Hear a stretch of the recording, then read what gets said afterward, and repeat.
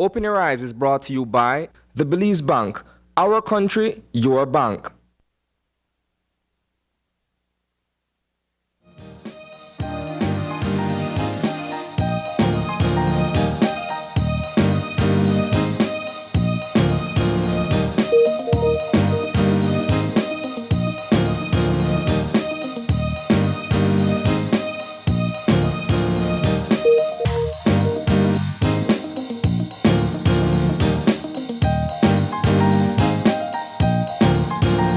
Good morning and welcome to Open Your Eyes. Start your morning right. I'm April Martinez. And I'm Paul Lopez. And it is a wonderful Tuesday.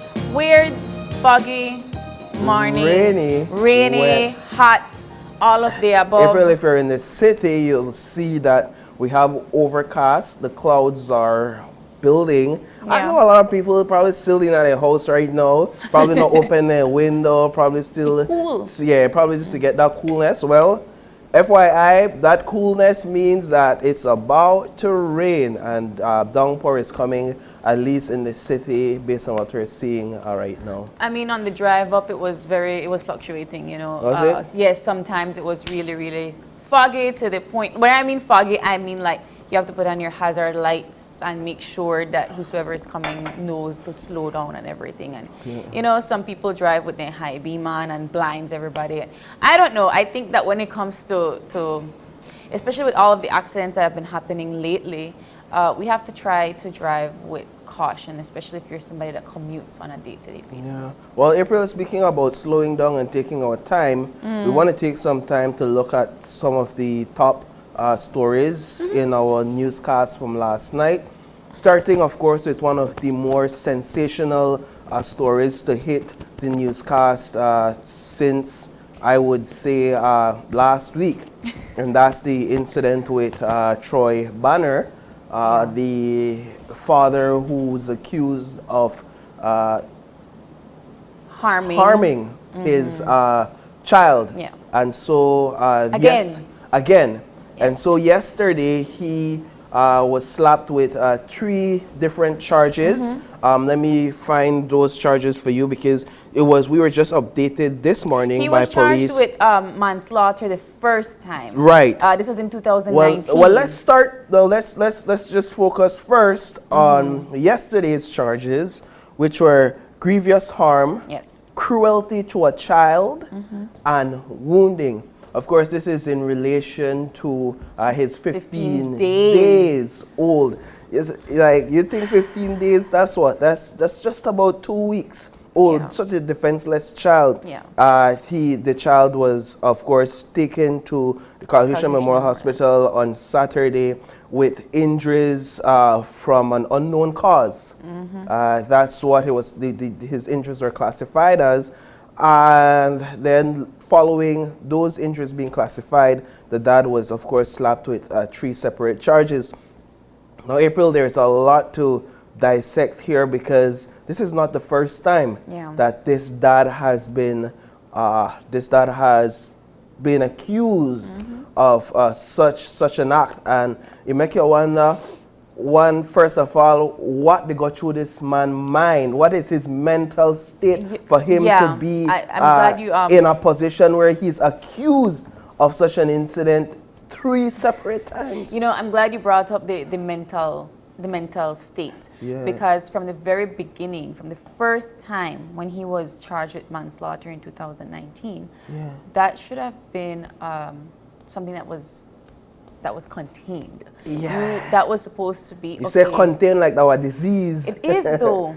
How can you think that it is not a disease for that mental state to harm your child that come from you, right? And not just harm, but that child succumbed to its injuries and passed away. And as I am not a parent, but I know for anybody that is a parent, that is a very sensitive piece of information to watch on television.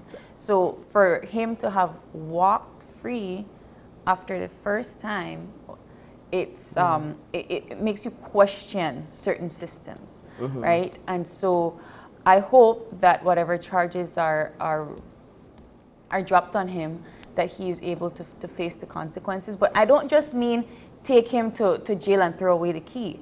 I mean, he needs to see somebody about his mental state. That is not normal for somebody to do.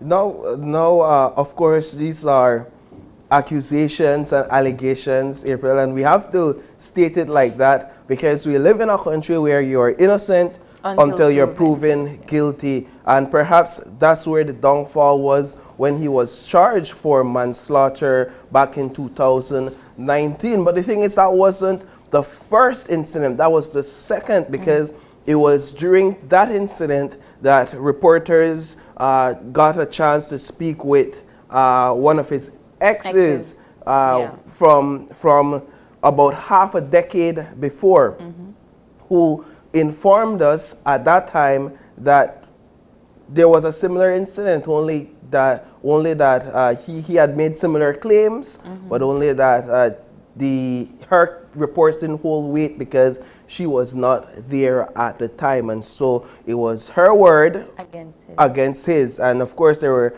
medical reports, but again, there's a lot to be desired with our justice system, April, and the way that is set up to protect children and to protect women. And we herald this so much, and we advocate for the protection of women, we advocate for the protection of children, but when it comes down to it, what are we really doing in terms of leaving these type of men with these type of alleged behavior to roam about in our streets? I mean, that's why I said from the very first time there should have been an evaluation, a mental health evaluation. But we're just starting to have that conversation about how important it is to take care of mental health in this country. And I mean, I hope that it is something like a disease that can be at least treated in some kind of way, because at the end of the day, I don't always believe in coincidence. One time, two times, three times. That's not, to me, in my books, and this is my opinion, that is something to look into deeper, right? Even though it's innocent until proven guilty, we need to start taking these kinds of things a little bit more seriously, because this is just an incident where the child was reported. We have no idea how many of these kids these things happen to, and they just fade away into society. Yeah. Well, April, just moving on from that a bit, I know that's a heavy topic to talk about, but yesterday we saw what was a long anticipated sashing of 6 beautiful Belizean women that are vying for Miss Universe Belize. I'm gonna add beautiful, intelligent, of course, strong, amazing. You don't know already how to come with this. Yeah, all the adjectives. All the adjectives, and it's honestly, I was never a fan of beauty pageants because I always thought it was this construct of parading women to look like beauty queens on a stage, but what makes this time so differently, and from the previous years, I will add, is that it's not just about being beautiful. It's about their intellect. It's about what more they have to offer apart from just their physical appearances. And I absolutely love this set of 6. I know a couple of them personally, and I feel that they all have something unique to offer. I mean, if you're going to crown all 6 of them, I would crown all 6 of them. Yeah. They're already queens. They're already queens on their own, but some of them are hard-working. Once upon a time, you wouldn't even hear of a beauty queen that is going for a PhD. Now this is what it is. They're having master's degree, they're having PhDs, they're all working in really high positions in different areas, in different fields, and I am here for all of this. I love this. April, what I like about what the Miss Universe seems to be doing is they apparently reports are that they're going to change their rules. So going into next year, they're going to be allowing married women and mothers to compete, moving more towards that empowered women type of theme. It's going to give more versatility. I agree. Because, six women, it's a great selection, but it's not a lot. And so, the ceremony is going to be quite short and so forth. But I am truly proud of these women. I have to applaud, Destiny and Janelle for, along with the other members of the team to put this together. We haven't seen something like this in quite some time in Belize, and I can't wait. I can't wait for, is it Friday? Friday? It's this weekend. This weekend. It's this weekend, and it's going to be streamed live on Channel 5, on our Facebook, on Channel 5, and on our YouTube page. So if we're encouraging you to go and get tickets to go and watch it live at the Bliss. But if you can't make it out, then guess what? You could get your popcorn, you could sit with your family in your living room, the safety and comfort of your home, and you could watch the show right there and then. Yeah. So, I mean, just to move it on with all of we wish the ladies the best of luck. All like I said, I wish ladies. that we could crown all of you. Yeah. You're all beautiful and intelligent and empowering women, and I think that the country is anxious to see who takes the title. But just moving right along, just to wrap up our what's buzzing for this morning, KTV. The remix season 4 is happening one more time again tonight. I forget what episode we're on. We're on episode Latino. Como la flor. Okay. Cantamos. Okay. That's what they sang. I hope Selena not turning in a grave Oh, somewhere. that's Selena. Actually, I'm thinking that Enrique. I What? But We need to school you. Listen. All right. We are depending on the true professionals tonight. Okay. To give a correct song and correct artist. Right? So that's happening tonight live at the Bliss, KTV, the remix. This is all tonight will be all about the Latinos and the Latino segment. So if Moritz come back, I know Moritz, he die for this Latino segment. And so I hope for say Moritz back so he could show off his true Latino skills. I mean, he's been showing off his dancing skills a whole lot. I am excited to see what Keenan is going to do. Man. He comes with his props and he comes with his acting. I love that guy. Yeah, I'm excited to see what he will do for me also. I think it will be a bit of push out of the comfort zone for Aurel. Oh, yes. Who's big on a lot of, like he did Andy Palacio. Exactly. That's what I was going to say. If you could sing in a Garifuna, my friend, True. you could sing in a Spanish.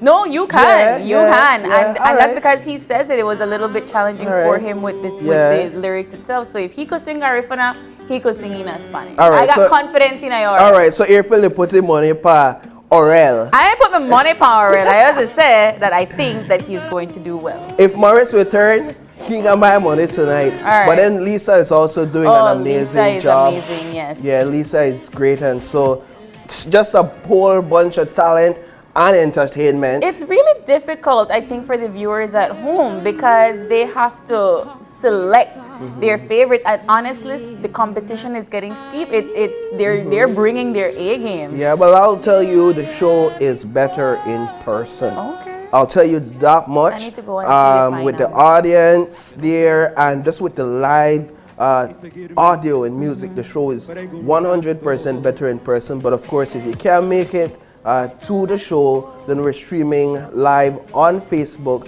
and on Channel 5, so you will be able to catch all the action tonight at 8 p.m. You don't want to miss it. You don't want to miss KTV Latino, the remix. There's so many KTVs in my lifetime, Right. but yes, the remix season 4 continues on tonight.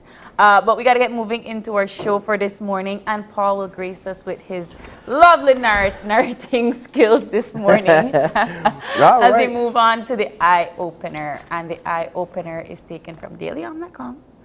And the eye opener goes a little something like this. It says, if you aren't a naturally happy person, take time each day to cultivate that which brings you happiness. It can be so easy to get caught up in the rigors of modern life that we tend to forget that happiness need not come with stipulations. Happiness becomes something we must schedule and strive for, a hard-won emotion, and then only when we have no worries to occupy our thoughts.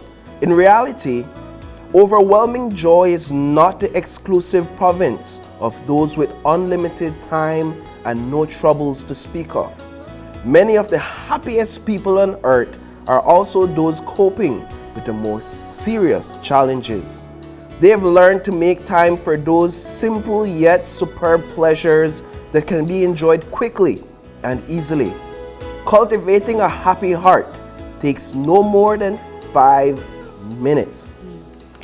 The resultant delight will be neither complex nor complicated, but it will be profound and will serve as a reminder that there was always a reason to smile. It is often when we have the least free time or energy to devote to joy that we need to unwind and enjoy ourselves the most. Making happiness a priority will help you to find 5 minutes every day to indulge in the things that inspire elation within you. Eventually, your happiness breaks will become an established part of your routine. That's 5 minutes of your happiness. You will never be without something to smile about. I love this. You know, when they say make sure that you are looking out or taking care of your strong friends or your happy friends, this is what that reminds me of. You know, you being naturally happy, I think, takes time. I think that for the most part, people that are beaming, smiley, perky, and I speak this from experience, it's not something fabricated. It's not something that is easy to also do. It takes a lot for you to be genuinely happy with the world. It takes a lot of understanding of people and the environment around you for you to emulate that kind of personality.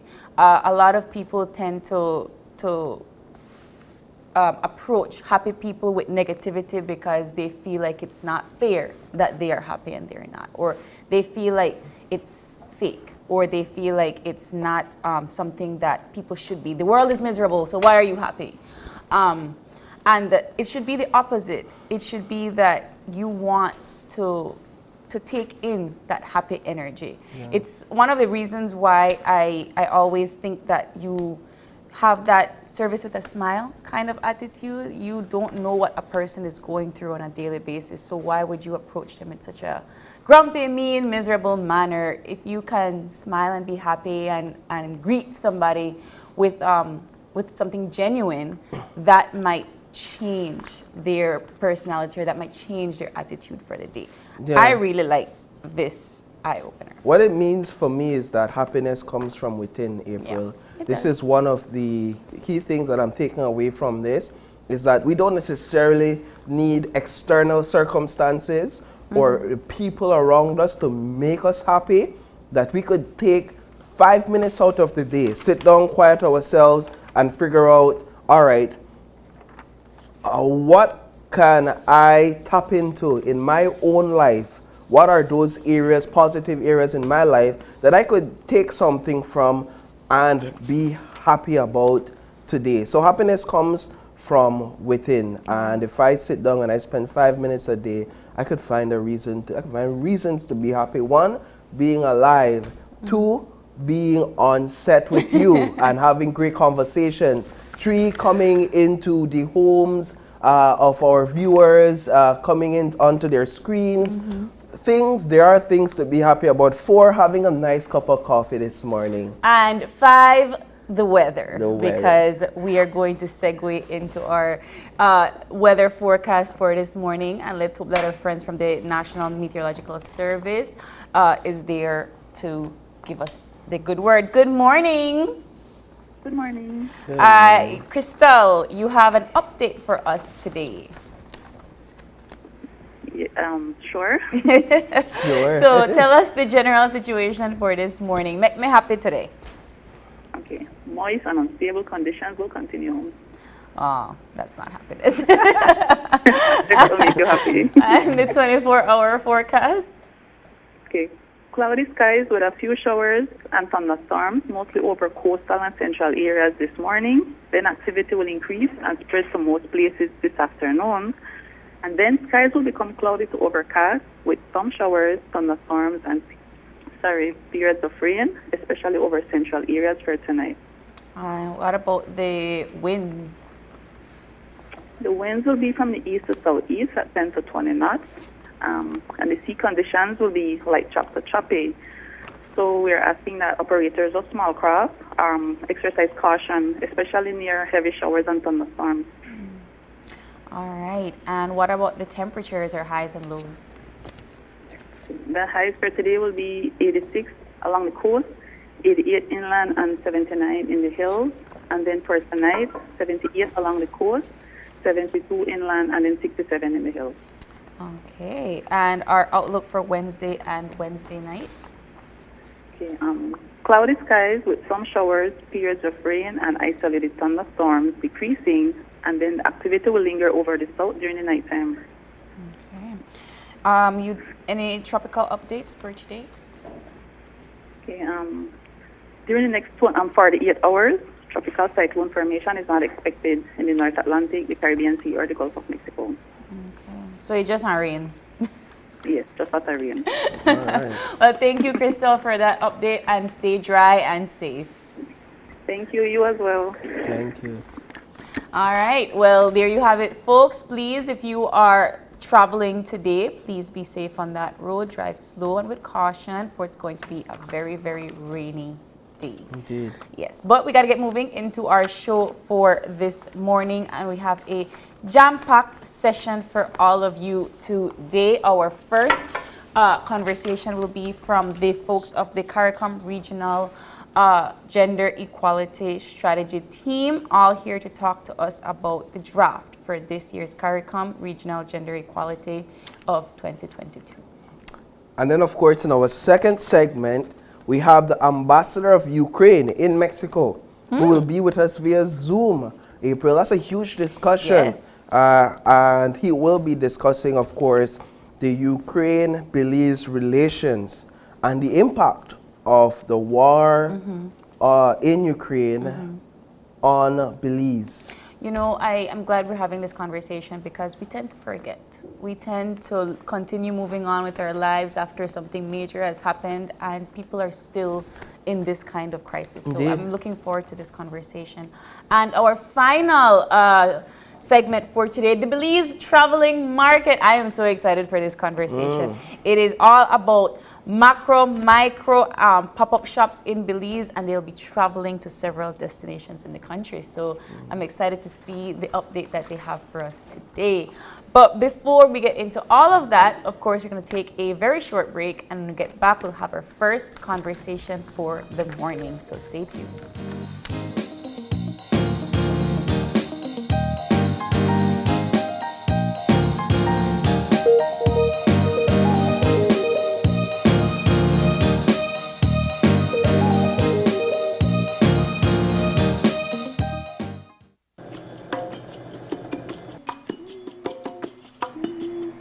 Keep still now.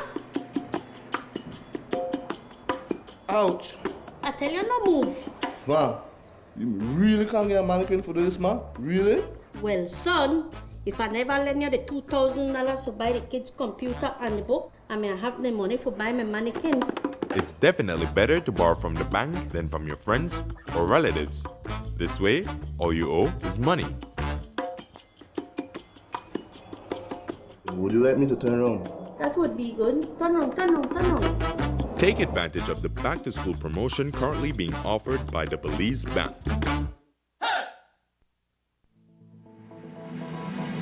Applying for a Social Security sickness benefit? Here's what you need to know. A complete claims package include 1. Sickness claim form fully completed by the claimant and medical doctor. 2. Salaries record form completed by the employer or HR representative. 3. Proof of bank account such as bank book, online banking, or statement displaying your name and account number. To submit via email, you need to take a clear photo or scan of the documents and email to claims@socialsecurity.org.bz. Be sure to include your full name, social security number, and benefit type in the subject line of the email. Deadline to submit is 14 days from your first day of illness. All forms are available on the website at www.socialsecurity.org.bz. Social Security Board, safeguarding you, your family, your future. Make your summer better. Over $35,000 in cash and prizes with Smart Summer Sweepstakes. Here's how you can enter for a chance to win. Purchase any device, sign up for a smart postpaid, broadband, or VoIP plan, use $50 or more regular prepaid credit, do a SIM swap, or text to the short code. You win 8946. And in the body of the message, enter the number of entries you would like to purchase. Each entry costs only 50 cents. Don't waste any time. You can be the winner of weekly prizes starting July 1st. All methods give you more chances to win. Airline tickets, overnight stays at numerous resorts, cash prizes, gift certificates, and much, much more. One lucky person will win the grand prize of a $10,000 shopping spree courtesy Court and Smart. Promotion ends September 16, 2022. So make your summer better by getting in the race to win with Smart Summer Sweepstakes. Smart, bringing people together.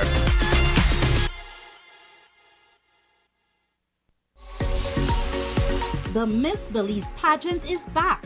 Find out who will represent us at the most important pageant in the world, Miss Universe. It takes place on Saturday, August 13th at 8:30 p.m. at the Bliss Center for the Performing Arts. Watch it live right here on Channel 5 or on our Facebook and YouTube pages. It's an event you won't want to miss.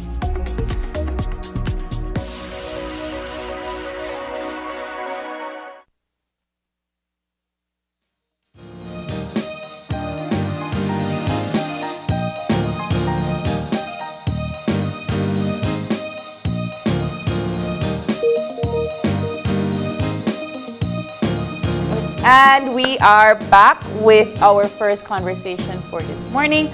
In studio with us, we have Eleanor Murillo, who is the program officer at the National Women's Department. National Women's Commission. Thank you. Thank you. Good morning, Ms. Murillo. Good morning. All right, so let's just get right into it. You know, they had unpacked or released the first draft for the National Women's Commission to talk about the regional gender equality strategy for 2022. Based on your experiences in coming up with this draft, what has been the challenges for the most part? And the good things? Let me start with the good things. All right. Yeah. The good things coming up, well, Belize, we have our national gender policy. Mm-hmm. And thankfully, it's newly revised. So it's a new document. And so when CARICOM told us that they're coming up with a draft gender equality strategy, I was like, wow, we are already ahead because we have this document. Now, what we had to do is to ensure that what is in the CARICOM strategy aligns with what is in our national gender policy. Mm-hmm. And fortunately for us, it's some of the same priority areas that we will focus on across the CARICOM region. Because, as you all know, Belize have signed on to a number of international commitments, such as CEDAW, which is a convention on the elimination of all forms of discrimination against women. We have the Beijing Platform for Action. We have the Sustainable Development Goals, whose goal 5 is gender equality. So we have all these commitments that we need to report on how we are progressing as it relates to gender equality. So our thing is we needed to align all these international commitments with our national document. Now CARICOM is doing the same thing, but for the CARICOM region, they're saying that especially for reporting purposes, since we're so poor on reporting, that if we do it as a collective, have the same indicators, you know, have the same standard for reporting, then we will see progress, which is great for us and also for the region. The challenge, perhaps, and maybe you could help me with this, is how does these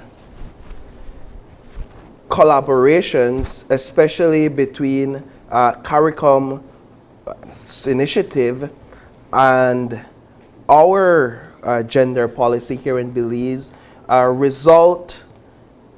how will it result in real change, in real actions being taken? Because as I understand it, yes, this CARICOM policy seeks to sort of combine all these policies and all these agreements that we've agreed to as a region, put it under one umbrella.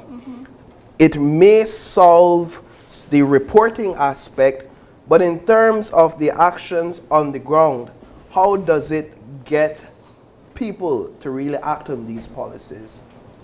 Well, our policy 2021 to 2030, it's not new. We had a previous 2013 revised gender policy, and so this new policy just builds on the old one.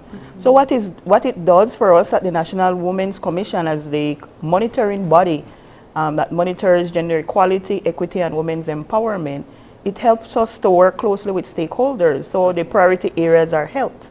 Health is an important factor. Everywhere we go across the country, you know, everybody is saying health is important. Not just the services, but that it's accessible and that it's affordable. And also, when we look at health, we also have to think about the education component.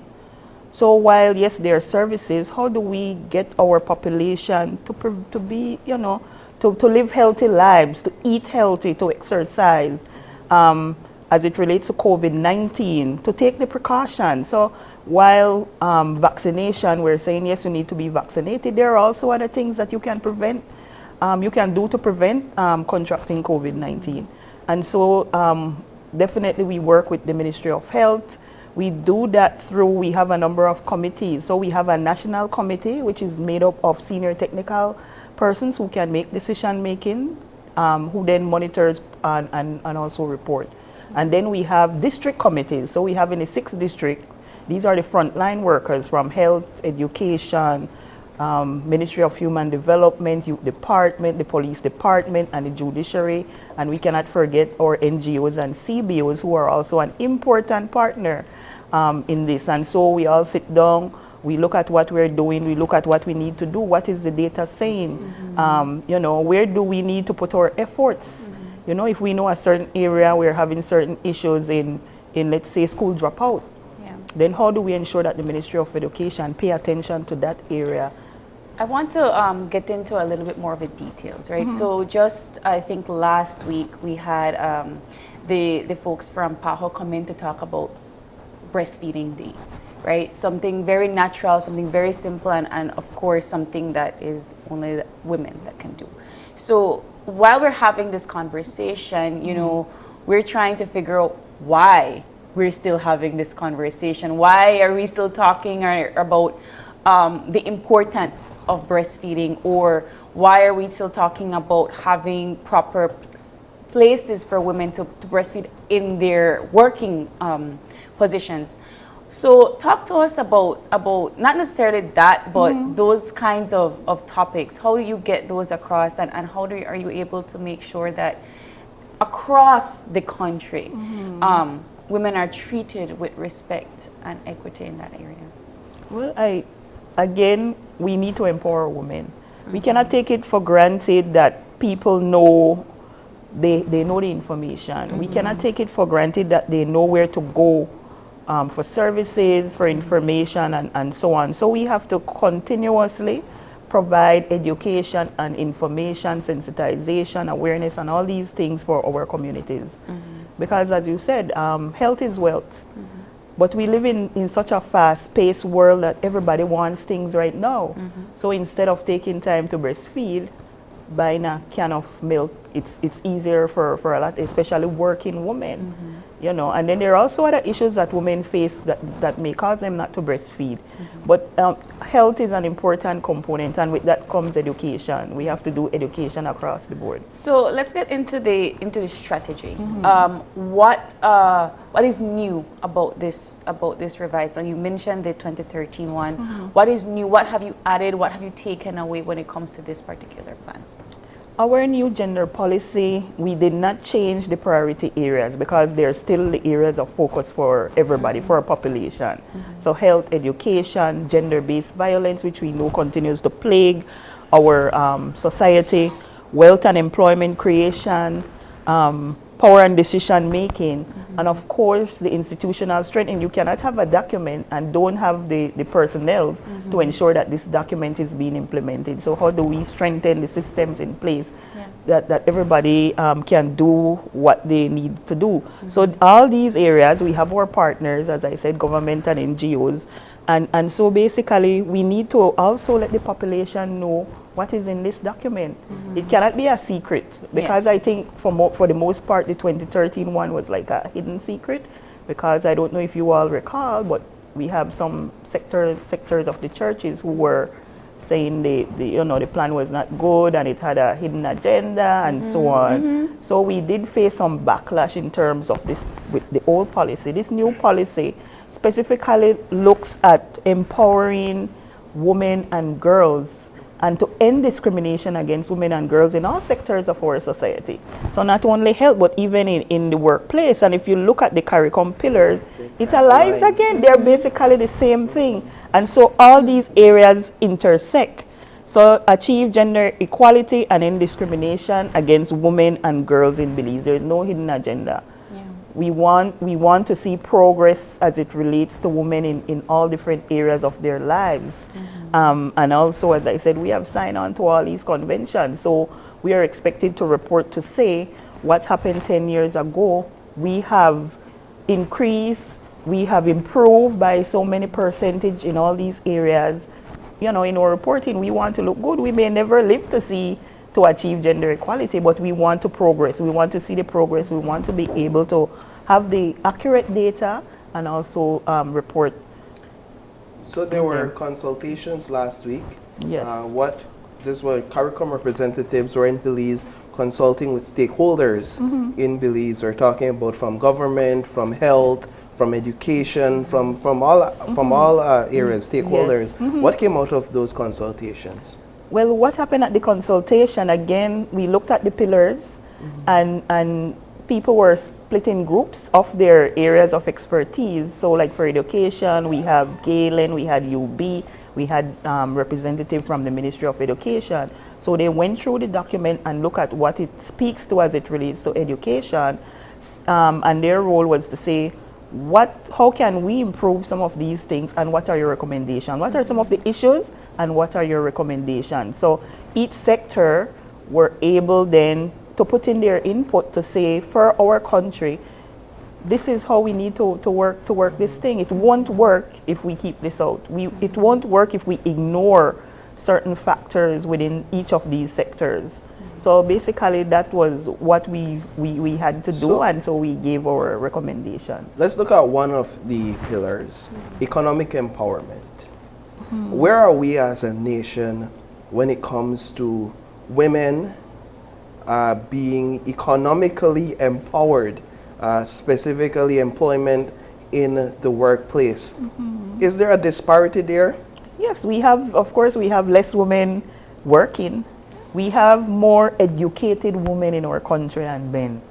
However, when we look at the employment data, more men are working than women. And so we always wonder, so what is happening with our educated women? What is happening with our women? Is it that they don't want to work, or is it that they can't find work? And even when you're working, as you rightly said, we have so many disparities. If you're up for promotion, who will get the job? More than likely a man. If you're applying for certain posts, I know they have a live and let live commercial where the young lady says, the interviewer told her plain, oh, we were looking for a male. You know, so these are some of the things that women continue to face in the employment sector.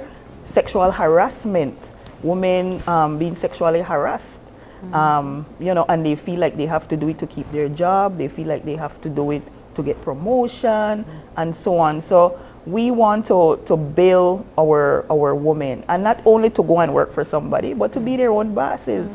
So I know the government is putting in a lot of work in terms of empowering women to be their own boss, so start up their smaller, medium-sized businesses. And so there are a lot of opportunities for women, And so we're looking forward to that since that's one of our areas of priority. Let me ask about the rollout. So the last draft was in 2013, we're in 2022, and that's it's a long time. So how often will you come back and update this this strategy? Well, this new gender policy is 2021 to 2030. Okay. However, we have to monitor consistently year by year by year.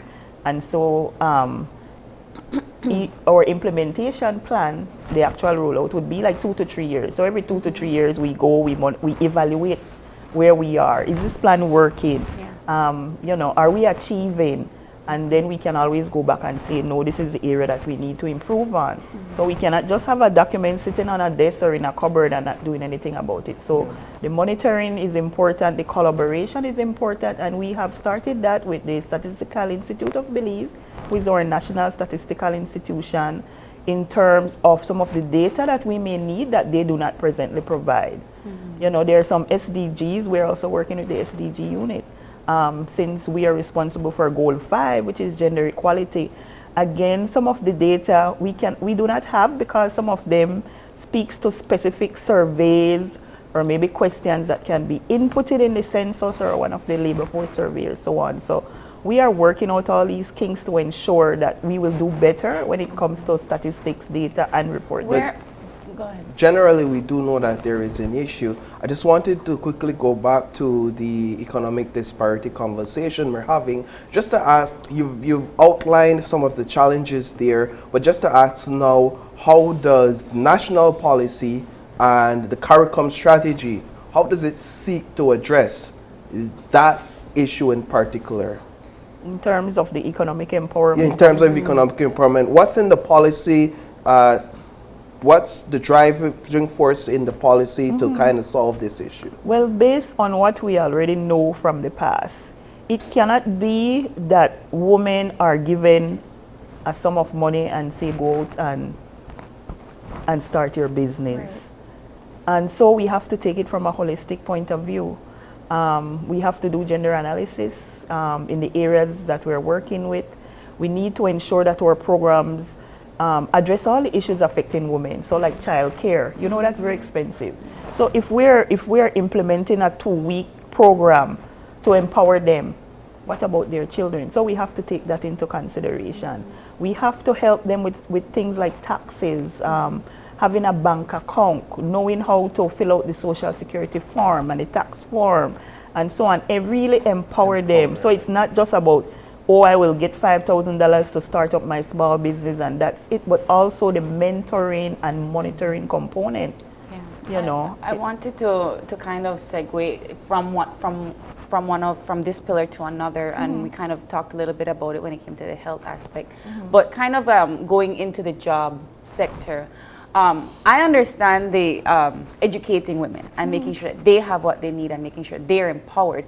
But I can't help but wonder if this education is available and given to everybody. And the reason why I say that is because you could tell a woman to be empowered, but if they can't afford a babysitter and then can't take their child to work because the boss no one will pick me to run wrong, then that is already creating a problem for that person. Therefore, I can't go to my job. Therefore, I have to figure out something else. And then I might be employed for a year, unemployed for a year because I can't figure this out. Right. So this strategy and these ways of educating and empowering women, are we going to see this across the board for our men as well? For the entire community, yes. Because as you rightly say, I know for one of the projects that we have talked about with one of our stakeholders is that when they're doing their initial buy-in, they will do it at the community level. So men, women, everybody will be in the room to understand what will happen. So it won't be a secret. And when we get the buy-in from our partners, it makes things even easier for us. So, you know, definitely, while we focus a lot on women, the policy, our local policy and the the CARICOM strategy, it's inclusive of all human beings. Yeah. You know, but just that we know that traditionally, historically, women have been left behind and treated as second-class citizens, as just cooks and cleaners and babysitters and so on. I mean, we still get treated that way, right? And expect to have a job. Exactly. Well, then, yeah, that's even worse. That we have to do all this housework, and then we still have to go to work, and then we have community, we have the other organizations that we want to be involved with, and so that makes our job triply harder. You know. The truth is that a policy document is simply that, a policy document. It's just a document that says this is what we desire to see in all sectors of our society, gender mainstreaming. Yeah. Notwithstanding, there must be buy-in from all partners, and I think that's key when we're talking about policies. For example, when we look at in the era of governance, in Belize, the history of women to men in government leadership. Right now, I think 4 or 5, I may be mistaken, of the seats, of the 31 seats in the House of Representatives are filled by women. When you look at women in the workplace as it relates to breastfeeding, for example, there's an issue there. When you look at access to health care, when you talk about certain sexes, there's insurance policies do not cater to women that are giving child, that are trying to get contraceptives, that are trying to make sure that they're being so the policy is this grand goal, this ideal world, but there must be buy-in. What's the challenge, or where are the challenges when it comes to legislating some of these ideas, some of these goals, some of these visions? Well, as the policy advisory body to government, the National Women's Commission is responsible for monitoring, coordinating all these things, and so we can advise government. We can say to government, this law is outdated, this law, you know, will not help us solve or reach this goal that we want to achieve. So that's our goal. We come under the Ministry of Human Development, so we report directly to the Minister of Human Development, who is a woman, and she has been in this work for a long time, and so she understands all the different intricacies that must be put in place to ensure that we achieve our goals. So as you rightly say, it's a new policy. We have to ensure that the information reaches the very top to the very bottom. So we have to reach the community level for people to understand. Here is a document that have things in there that is important to you. Because they have already said to us, these are our issues. We cannot access health care. We do not have the money to go to court and pay for the summons and things like that. So we have to ensure that it reaches everybody. So we have a short period to ensure that everybody knows what's in this policy and agrees that this is a good policy, it's achievable, it's doable. It's not a pie in the sky that we will never reach. And then we legislate some of these things. And then we have to ensure that, yes, we do have a policy and led subcommittee that looks at some of the law as it relates to gender equality and women's empowerment, gender-based violence. You have the Families and Children's Act, you have the Domestic Violence Act, Married Persons Protection, we have a criminal code. We have a Sexual Harassment Act that does not have any teeth. You know, it gives more burden to the complainant than to the perpetrator. So for us, that's an issue that we want to, you know, and so there are many laws that we do look on. If we want to achieve gender equality, we need to change. So that's ongoing. It's a part of it as well. Yes. As we're winding down, I have one more question for you. Sure. And I wanted to, because we're talking about making sure that this information is access to everybody. How are you all taking into consideration the different cultural norms of different communities? How are you rolling out something that might not be acceptable to certain communities? You know, it cannot be a one-size-fits-all when we're going into communities, and so we have to be respectful of their beliefs and so on, but we also share with them what the starts from our constitution. What does our constitution? Nobody owns anybody.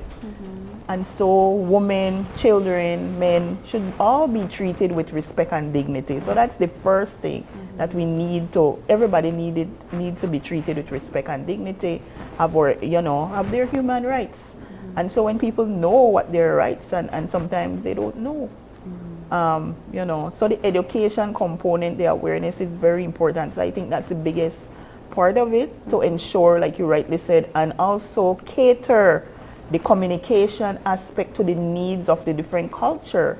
Because what we'll find in Corozal will be different from the Belize district or different from the Toledo district. So we definitely, it's not a one size fits all. We do know what are some of the intricacies as we go from district to district, town to town, village to village.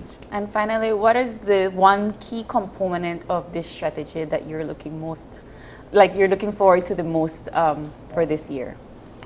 It's the multi-sectoral approach, getting everybody to do their part, to report, to ensure that we share data, we share information, and we're not working in silos.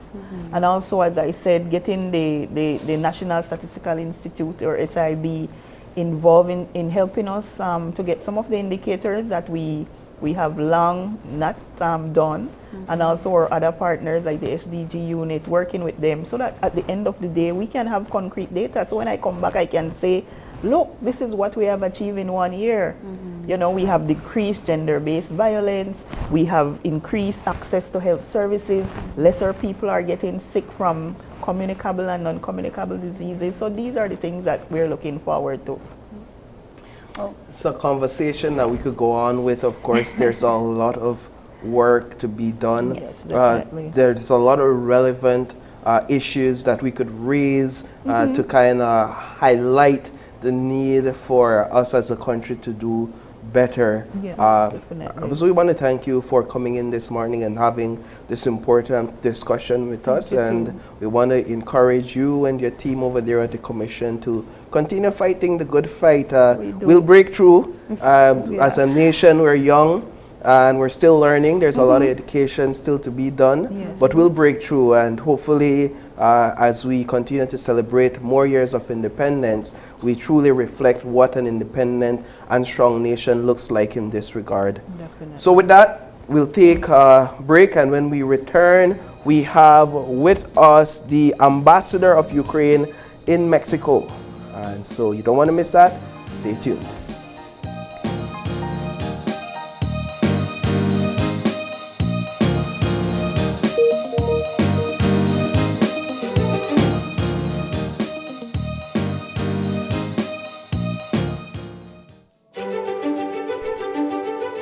Technology is ubiquitous, and it's transforming how, when, and where we work.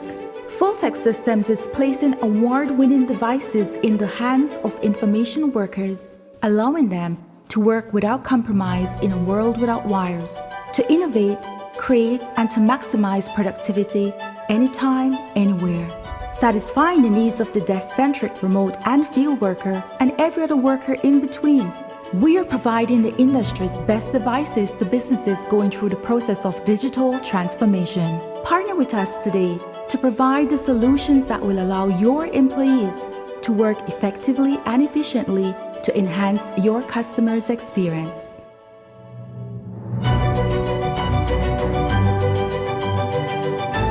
Fulltech Systems, your technology center, where you'll come for the price but stay for the service. I'm on my way to Belize, where I can get what I need and save some money.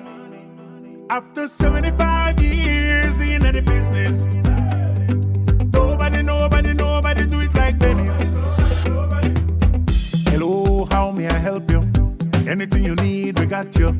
Whether it tools or tiles, lights and fans, we are serving with a smile. Genuine plumbing and electric supply, quality construction supply, heating and air condition, 100% Belizean. Belize, celebrating 75 years of quality and savings.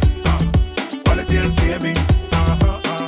Belize, celebrating 75 years of quality and savings. Quality and savings. Belize. Celebrate since 75 years. Quality and savings. Quality and savings.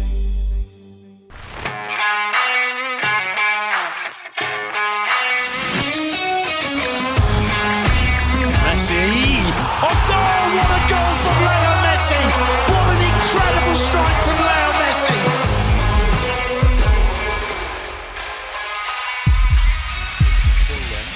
Neymar and Messi is standing over this. Messi. Off goal! What a goal from Leo Great entertainment stays with you, and we bring you great entertainment. Next Gen, the ultimate digital experience.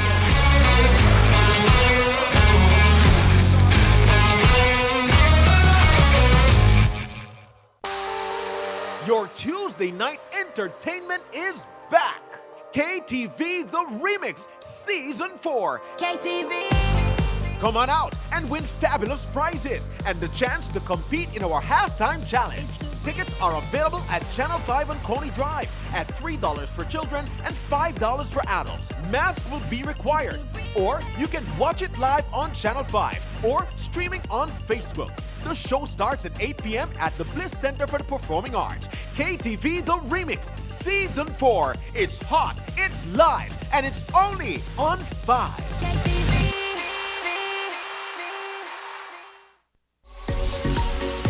The Miss Belize pageant is back. Find out who will represent us at the most important pageant in the world, Miss Universe. It takes place on Saturday, August 13th at 8:30 p.m. at the Bliss Center for the Performing Arts. Watch it live right here on Channel 5 or on our Facebook and YouTube pages. It's an event you won't want to miss.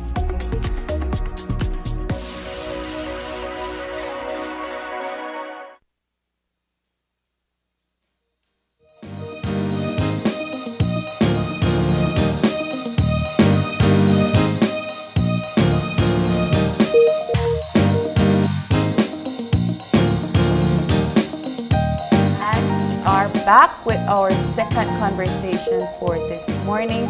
Joining us via Zoom, we have the Ambassador of Ukraine to Mexico, Oksana Dramaretska. Good morning. Good morning. Good morning to everybody. And just to make it very clear, even though she is the Ambassador of Ukraine in Mexico, to Mexico, she also oversees Guatemala, Belize, Costa Rica, and Panama. Yes? Yep. All right. So there is a lot to unpack with our conversation for this morning. And just for the folks at home, Oksana, I really would like for you to talk about where we are in terms of the update in Ukraine and how what the relationship is like with Russia still. Well, as you know, from February of 24th of February, we had this brutal war launched by Russia against Ukraine. So it's that type of war the humanity had in last century. Actually, the purpose of this war to occupy Ukrainian territory. They wanted at the beginning, they wanted to occupy all Ukraine in, I don't know, 1 or 2 days, but obviously it's failed. This plan was failed. Now they're trying to occupy east and south of Ukraine. And I have to mention that nearly 21% of territory of Ukraine is now actually occupied. This war actually began in 2014 with occupation of Crimea and occupation of some territories of Donetsk and Lugansk region. And now they are occupied 21% of territory of Ukraine. Ukraine, as you probably know, one of the largest country in Europe. Yes. Actually, by territory is the largest country in Europe. So this is the purpose to occupy the whole Ukraine. And we are fighting now almost 6 months. Ambassador, I would like for you to know that I think the entire world is hoping for a positive outcome from all of this. But when it comes to your diplomatic relations with Mexico and, of course, the other countries in Central America, particularly with Mexico. What has been the response of the Mexican government?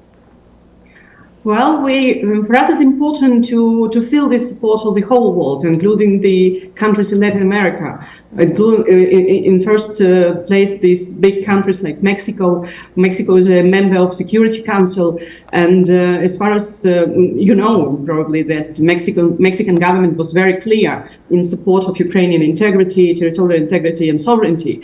Mexico voted as a member of Security Council for all important resolution condemning Russian aggression and supporting Ukrainian territorial integrity and sovereignty. I would like to mention as well and thank to the government of Belize for supporting Ukrainian sovereignty and territorial integrity. Belize as well voted within UN as in support of Ukraine and condemning Russian aggression. In terms of the impacts of the war and the legal invasion of Ukraine by Russia, there are impacts to this region when it comes to the production of certain items. Would you perhaps give us an insight to what are some of those areas being impacted? I understand there's wheat production and then there's also oil production as well. Well, of course, it's an impact globally. Everybody can feel it, not only in the field of food security, which is also very important, but it's attacked actually in democracy, on human rights. In terms of food security, as you know, the UN Food and Agriculture Organization made it clear that, contrary to Russian claims, the sanctions imposed by EU and other countries are not responsible for the growing food insecurity and malnutrition, as they exclude both food. The sanctions exclude food and fertilizers. It is the unjustified Russian war and aggression against Ukraine, especially by destruction of the logistic infrastructure of Ukraine, as well as the blockade of Ukrainian Black Sea ports, that is exacerbating an already tight supply situation in world market. Ukrainian food exports is gradually unblocked following months of Russian blockade of Ukrainian seaports since 24th of February. We expect Russia to stick to its commitments under the initiative on the safe transportation of grain and foodstuff from Ukrainian ports reached on 22nd of July. We are grateful to the UN and Turkey for mediating this arrangement and reiterate the issue of ship safety. This is now depends on them actually, especially having in mind Russia's missile attacks on the port of Odessa on 23rd of July. We keep watching, you know, the travesty on the international media, and as as we have these relationships with Ukraine, Belize. How has Belize been a friend to Ukraine? Talk to us about our relationship prior to the war, and of course now that you are now that Ukraine is in this difficult situation. Yeah, I would like to reiterate that we are grateful to Belize government for supporting Ukraine within the UN in first hand, as well as bilaterally. I would like to mention that a couple of weeks ago, we had a telephone conversation between President Zelensky and Prime Minister of Belize, Mr. Briceño, and it was very successful. It was actually first conversation of this kind in our history of our bilateral relations.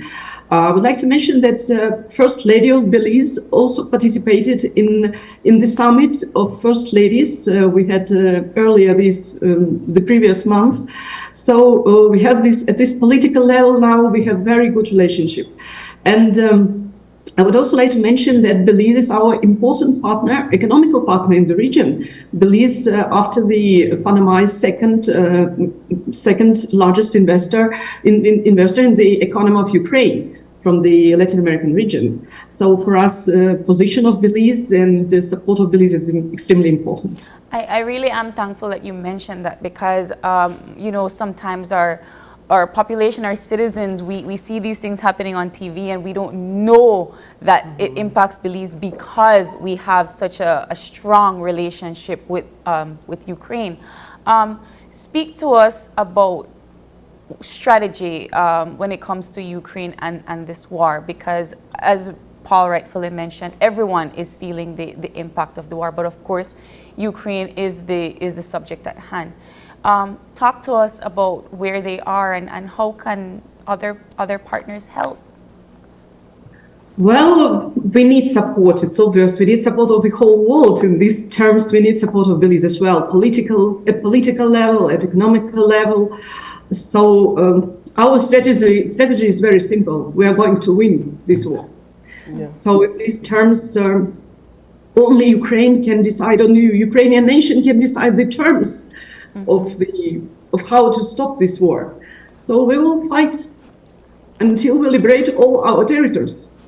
Just give us a bit of insight into the humanitarian crisis over there in terms of what the people on the ground in these most affected areas are going through at this time.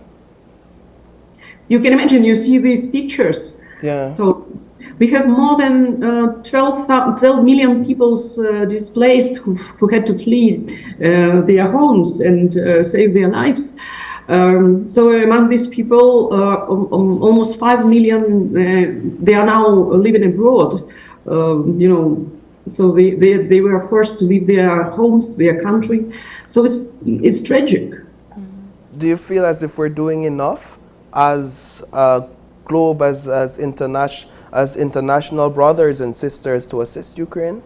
Yeah, we are very thankful to our brothers and sisters in Poland and all European countries. But, in this situation, never can be done enough. Yeah. Well, I will be one of the first to say that we did not expect that this would go on for 6 months. Are we seeing hopes that they will cease fire at any point? I understand the evacuation of Ukrainian citizens to different countries. Is that something that is still being done on a daily basis? Are people lining up at the border to help and to remove them? And for those that are seeking asylum and those that are refugees, are they able to find that transportation and to come out safely? Yeah, we arranged a lot of corridors, humanitarian corridors. Unfortunately, in some cases, Russia broke their agreements to respect these humanitarian corridors. So it's a really humanitarian catastrophe in Ukraine and in Europe, considering the number of Ukrainians who had to flee their homes. But some of them already coming back because it's a very difficult life, to be a refugee. Yeah.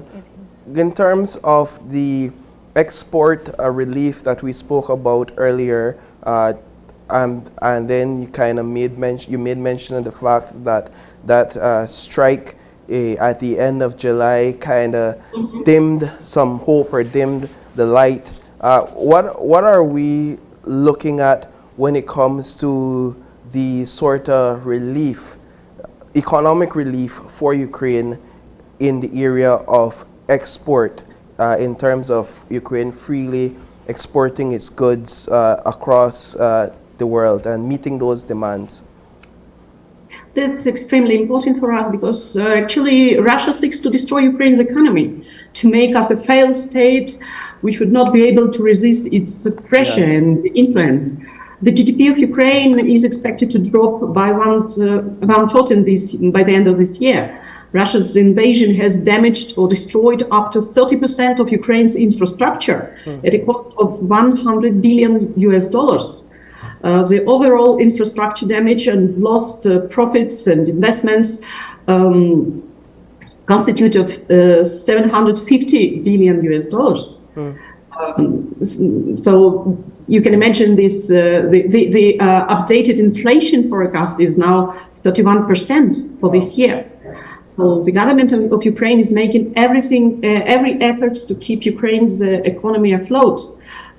supporting relocation from the war zone, cutting red tape, launching lending programs for businesses. So in the liberated areas, critical infrastructure and residential areas are restored.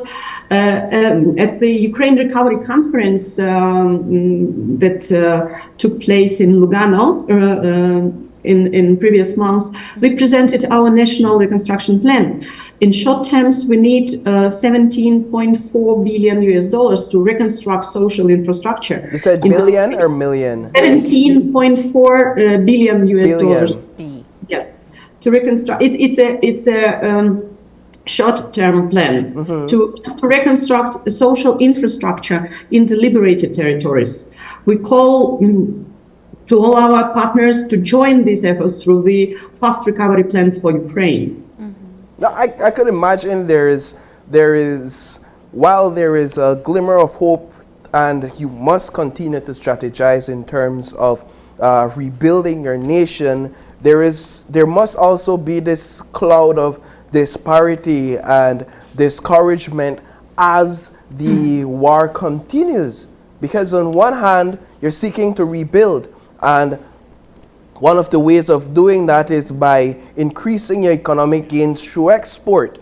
But as the war persists, on the other hand, the destruction and the illegal invasion and displacement on the lives of Ukrainians continues. How do you sort of balance that those two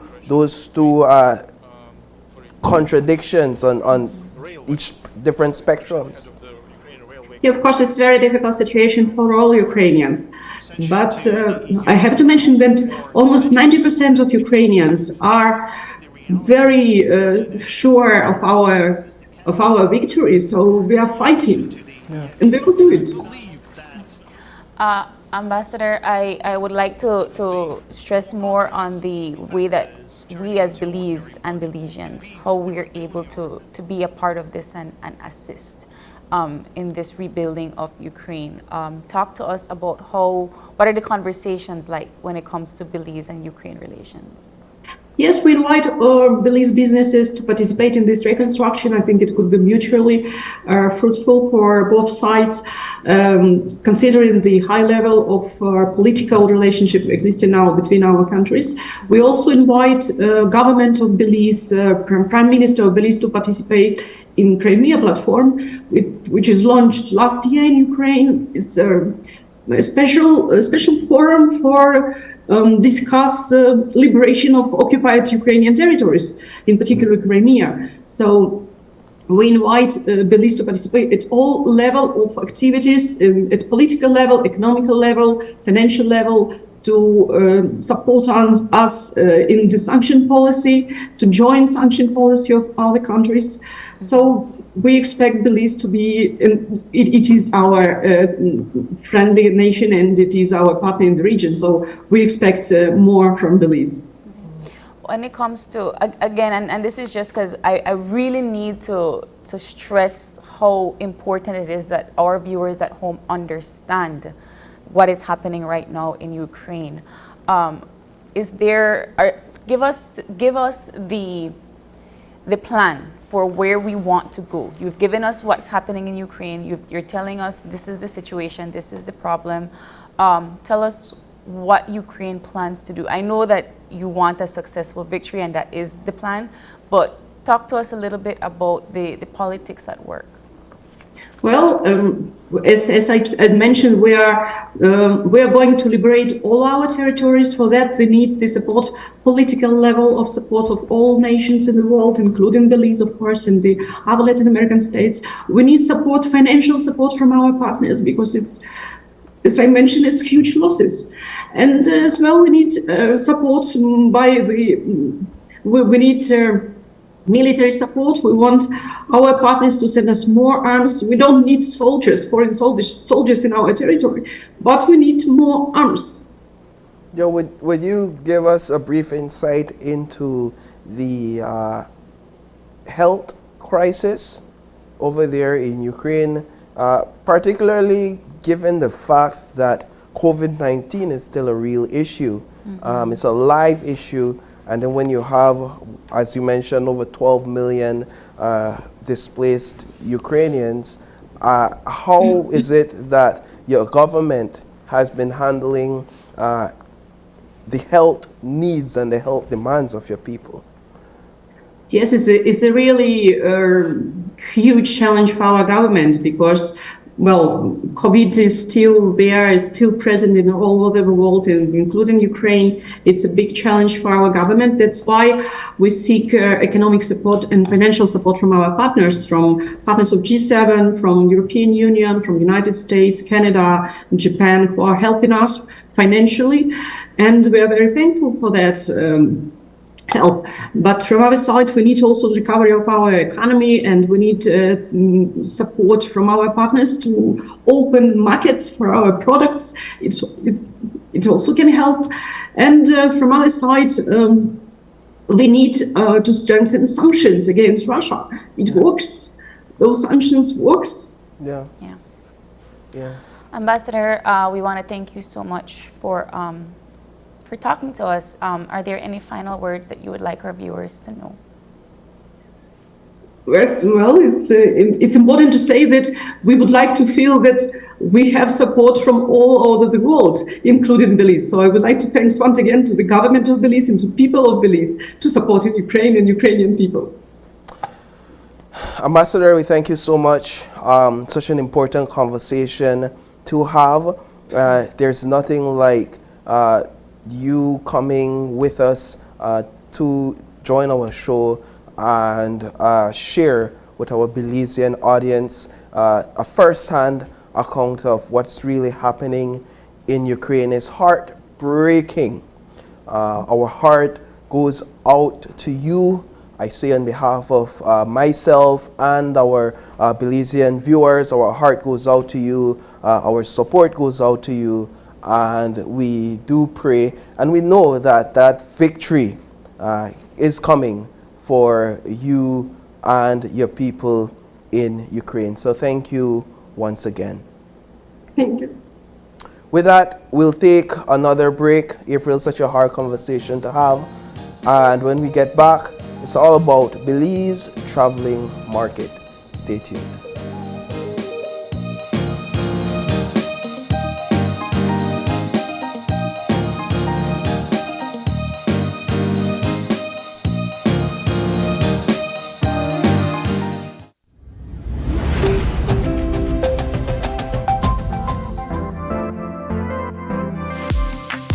I'm always on the go, and the country is my home.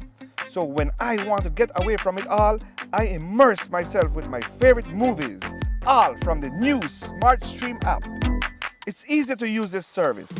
Purchase your movies from the app and use your mobile data, Smart Stream data packages, or smart broadband to stream and enjoy. Be like me and stream on the go with Smart Stream.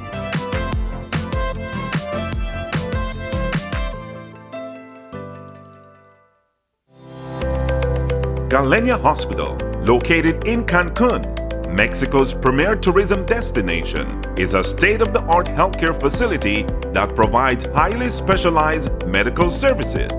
We are Quintana Roo's biggest private hospital with board-certified doctors and staff. Some of our services include cath lab, adult intensive care unit, neonatal intensive care unit, emergency rooms, operating theaters, ambulance services, and more. We are a medically accredited hospital by JCI, Accreditation Canada International, and General Health Council, providing extraordinary care in every specialty, from our cardiology department to our neurology center. We are focused on treating the entire person, body, mind, and spirit.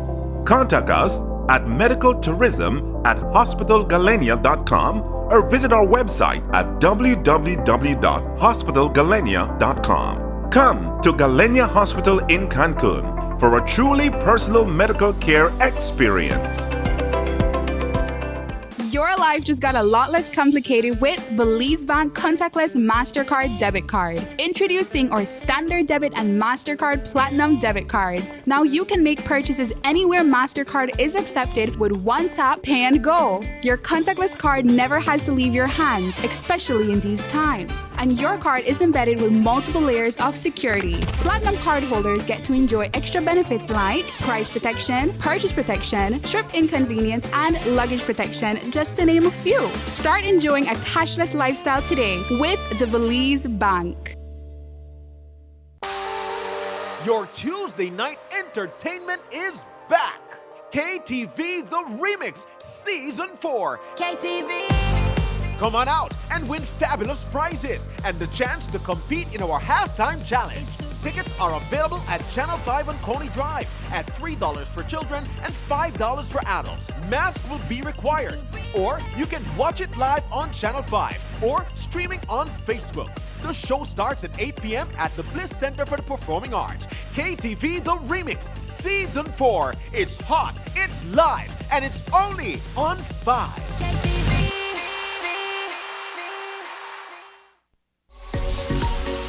The Miss Belize pageant is back.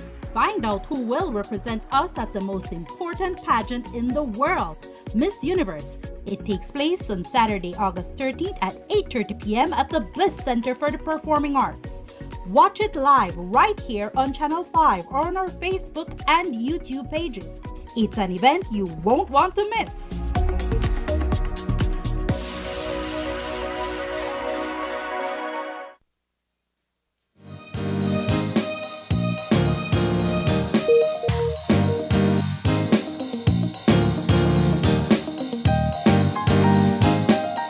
All right, and we're back with our last and final conversation. And we have with us in studios Asia Gorel, correct? Yes. And she is the coordinator of Belize Traveling Market. And she's here to talk to us all about this micro pop-up shop in Belize. So Asia, good morning. It's good to have you in studios with us this morning. Great to be here, guys. Thank you so much. I know we usually see you on Zoom, so it's nice to have you in studio. It's a different vibe, different feeling. It is. So let's talk a bit about the Belize Traveling Market. And for those who may not be familiar with what it is, what are we talking about? So Belize Traveling Market, it's a traveling market as the name says, but we do pop-up shops around the country. So we have all Belizean made in Belize artisans that travel with us, and we try to elevate the experience a little bit. So it's not just like any little thing. We're kind of particular with our vendors, making sure they have really good displays, very good products. So we try to make sure that the products are of a really great quality. And so we travel around the country and we have pop-up shops in different areas. And this weekend we're gonna have one at Trey's Barn and Grill in Tea Kettle, Cayo. So this has been 2 years ongoing, correct? What are some of the locations that you've had the pop-up shop so far, and what have been the response? Well, one of the biggest ones we had was at Brava Motors in Bamapan, and that was 38 vendors total. That's our biggest one today, and it was really successful. We usually have a lot of food trucks because people, you know, come for the food, stay for the food, and then shop and make a day of it. So we have we've also been in Belize City as well. We partnered with the Atlantic Bank and used the fire station there. We've had others in Placencia as well. So we really try to get all around the country. It's the first time we're going to be in Tea Kettle at Trey's, and we're really excited about this one. So 2 years, so then that means you started 2020. Yes. Right, so talk to us about the inspiration of Belize Traveling Market. We couldn't go no way, you know? We couldn't go anywhere. Over the pandemic, over COVID, we noticed a lot of small businesses popping up on Instagram, and it's really great to be on Instagram and have that flexibility. But also the traveling market enables us to meet our customers in person and make those connections, and that's really important, and to, you know, make new friends and make new connections as well. So when we go there, I mean, even if you're not selling out, you're really making new customers, and they go and check out your page, and you spread the news.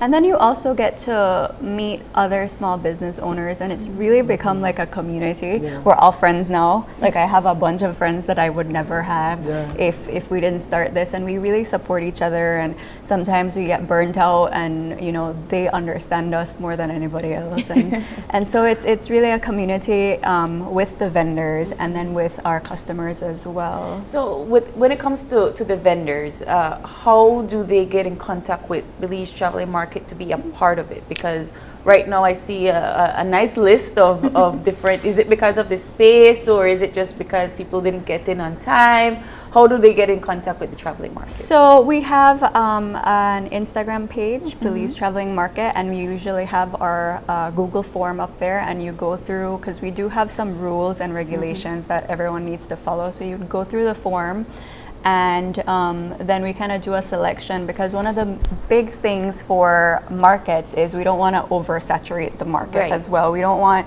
there's a lot of jewelry vendors per se, and I'm a jewelry vendor, so if I have 10 jewelry vendors, 10 jewelry vendors, and we only have 14 people, then it's a lot of competition, and it makes it harder on everybody else. Okay. So how do you do the selection process? So it's usually first come, first serve, and you know, you apply, and we go through, and it's first come, first serve for the different types of jewelry or the different types of food that we have or whatever it is. And yes, the market does depend on the location as well, how much space we have. We try to have it outdoors, but rainy season kind of make things difficult. Yes. So if it's indoors, you can't have as many people, or we ask you to bring your own tents as well and your own setup. So what make you pick Trays? We thought it was a fun place to go, and we always wanted to go to Cayo. And so, you know, we have people that reach out to us that want to host the BTM, and we're so open to that. So Ari actually reached out to us, and she was open to having us there and hosting us. So we're actually, if you're out of space and you have that space and you want to host a traveling market, go ahead and you can message us on the page as well if you're a location that wants to, you know, host something like that. It's not just for the vendors. This whole idea of having a market community is not new, in that for ages we've had markets established across the world. However, it seems to be taking on a new format, and it seems to it's become a more trendy concept over the last few years during the pandemic. You spoke earlier about some of the benefits of this type of market, of this type of setup. What are perhaps the economic benefits that some of your participants have seen? Well, there's a lot of it really, and I really attribute a lot of it to COVID kind of keeping us home, keeping us trapped home, that we couldn't go and do our Christmas shopping in the States or the Chatham Mall or anything. So we had to kind of make do with what we had here, and I think that opened people's eyes that we do have very good quality stuff here. So the mind has actually shifted. There's a mind shift that happens, that, you know, people are starting to gift locally now. They'll go and choose local before they go and find it on Amazon or find it somewhere else. And it's not everyone, but you know, these kinds of markets, that's why we're kind of keeping our money home. And I think that's really important for people to see that, you know, not just because it's made in Belize means it's less worthy or of less quality than anything else that would be in the States or Chatham Mall or anything. So I mean, I really applaud the effort, and I also applaud that it happened in the inception of COVID, because it's very difficult. But as you rightfully mentioned, a lot of entrepreneurs came in with that. But there have been a lot of pop-up shops since then, and the reason why we've had you on Zoom is because you've been a participant in most of those pop-up shops, right? So talk to us about what makes Belize Traveling Market different from Expo or other pop-up shops. So one of the things is that it's run by small business owners. So it's 3 of us and we're all small business owners. So we go to these pop-up shops and we know what we like, we know what we don't. One of the big things is marketing. You can't just have a pop-up shop and expect people to show up. People need to know about it. So one of the things that our fees cover is the marketing. And we start the marketing early and it's a group effort. We make flyers and send it to the group so that they can market on their own pages too. But we really put a big precedence on marketing because that's really important to start early so that people know about your event. We also like I said, we also try to be very particular about not having too many of the same vendors so that each vendor has a really good turnout that day and has good profit because we care about, you know, being successful for everybody, not just one person but everyone. So I think those are the 2 main things that really sets us apart from a lot of the pop-up shops. So what's the benefit of being a part of a market group, a market community versus seeking to do this type of thing on your own? I find that the support, it's a lot of work. Pop-up shops are a ton of work. You have to work on your own stock. And then also if you're organizing it, you have to get all the logistics together, make sure you have enough, you know, tents and everything. But also I find that people like to go to an event. So if you have a good amount of vendors, people will want to show up and support and have something to do on a Saturday. So that's why we have the food vendors and the drink vendors and all of that, because they make it an event and they make it like a family day, something to do on the weekend, something to do outside. So that's why it's usually successful, because it's not just to go spend your money for the day. It's something to do, and it's an ongoing conversation with your customers that you haven't seen in a while. It's really not just to go out and spend money, but it's also to meet the people behind the scenes and ask them about how do you make this, and I didn't know that you know people in Belize can make these things. It's a conversation and it's an experience in and of itself. It's not just shopping. Talk to us about the growth. So how has the reaction from your vendors been since 2020 to now that you're hosting 2022? Well, the first pop-up shop I actually wasn't a part of, so it was the original leaders and organizers, but it was just 3 of them. So from 3 we've gone to 38, and usually we're around 24 vendors, and we have like our main people that always travel with us, and then we kind of have some people that come in, and not everyone can always do the pop-up shops, but it's always someone new, and we're always accepting new people, and there's always new businesses opening. But it's been, we've gotten really good reception, and even from the customers, they really like our pop-ups that we put on. So it's been stressful, but really great when it turns out to be a successful pop-up shop, which is fun. The last pop-up shop we had in Belize City, we had Iguana stop with their food truck for the first time. So it's really fun making friends. And so talk to us about the one this weekend. So give us all the details. So we're gonna be at Trey's. It's gonna be more of a afternoon, evening one. So we're gonna shift our time a little bit. So it's from 1 to 7 p.m. at Trey's Barn and Grill. And we're gonna have 2-5 beer with some new craft beers out there. We're gonna have some music from DJ Fingers, so that you have some music as well. We're gonna have a ton, it's I think 24 different crafters out there, earrings, candles by Kay, different juices, sushi as well. I see that. Yes, so, and then Aikuma is a household name now.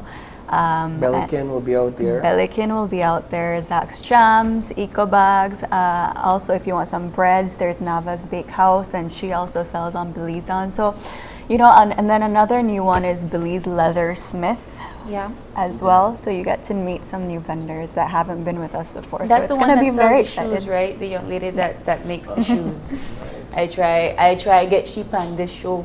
So Belize Leathersmith, if you are out there, come see me. I really want to buy your boots. So when you go out, are there vendors you look forward to seeing and products you look forward to Yes, buying? of course. I always look forward to meeting the new vendors, especially the ones that like haven't done pop-up shop. Yeah. And, how do you and cater to them? How do you advise them?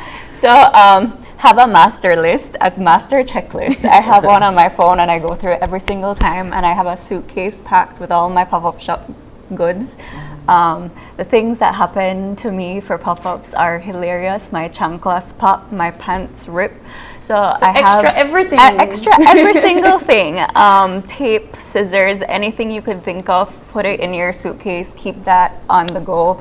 But yeah, we have a group chat, and we always, whatever questions you have, we're happy to help, and happy to, if you need tent rentals, we give that information. But it's really fun to meet the first time pop-up shop people, because then you get they get so excited. We've been doing this for years, so it's like it rekindles the original excitement for us as well. How do you establish them? So once, because you say you start marketing very early, so once you've had a group, when do you cut off the deadline to sign? Because I assume you can't submit anymore, right? Yeah. So about like the week before, you know, we have some people that drop out, so we try to fill spots and stuff, because minute things always come up. But we kind of just accept forms, and if you reach out to us on Facebook or Instagram, then we direct you to the form as well, and then let you know when cutoff time is. But we kind of play it by ear, because sometimes we got a ton of vendors, because it's around a certain seasonal time, and sometimes it's a little harder to get the vendors. But cutoff time is usually around a week before, and we do market even though we're looking for vendors, and we just release the vendor list a little closer to the time. Would you say that it's hard to find vendors? Or it's not that difficult? It is hard to find a variety of vendors sometimes, but you know, we haven't had trouble filling up our pop-up shops thus far. Sometimes there's some weekends where like it's summer, in the middle of summer, and everybody is having their, you know, family trips and stuff like that, and so we just decide we're usually just playing this by ear mostly. You know, we put our dates out there and ask the group, because if you're in the group chat, we kind of keep you in there, and so it's a conversation we have with the vendors as well, to figure out what dates would work for everybody, and we take suggestions as well as what they think. Why do you think it's hard to find variety, Belize?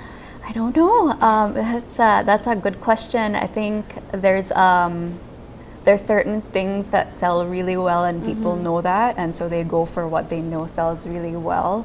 And so it's also hard to get some of the materials that you would need to make very unique things in Belize. So that might be another thing as well. But we're always looking for, you know, the new trend and a very unique ideas, and so we have someone that does like embroidered pillows now, and they're beautiful, and you know, people are very into decorating their homes, so that has been really good. We just had a young man the other day that makes rugs. From Ruggery. Yeah, Ruggery. And I was Ruggery. Yeah. I was so blown away. Unique, right? So unique and different, and I was just, the fact that he hand makes those himself. So I wanted to relay that particularly to you and your business, because jewelry is something that we do see quite you know, often at these pop-up shops. So what sets Zest apart from other jewelry making companies? So Zest, I do, my main medium is resin. So that's one of the big things that sets me apart from the gold filled, and which is really great, and the wire worked earrings. There's a lot of clay makers now, but resin for me, I love it because you can wear it in the sea. In like you can wear it in the sea, and it's beach life approved. It's very lightweight, so that's one of my things. But one of my big things that every time I make something, I look at it and it has to be something that isn't out there. If it's out there, or if there's something I make and then it turns into a fad. If it sells really well, fine, but I try to move on. I try to make sure that Zest looks completely different than what's already in Belize, and that's really important to me because, you know, why make some of the same stuff that's out there? And is that one of your pieces? Yes, one of my pieces. I was gonna ask about keeping your creativity juices flowing. How do you do that? Especially if you don't want to be doing the same things over and over. Every show I watch people ears, basically. Yes.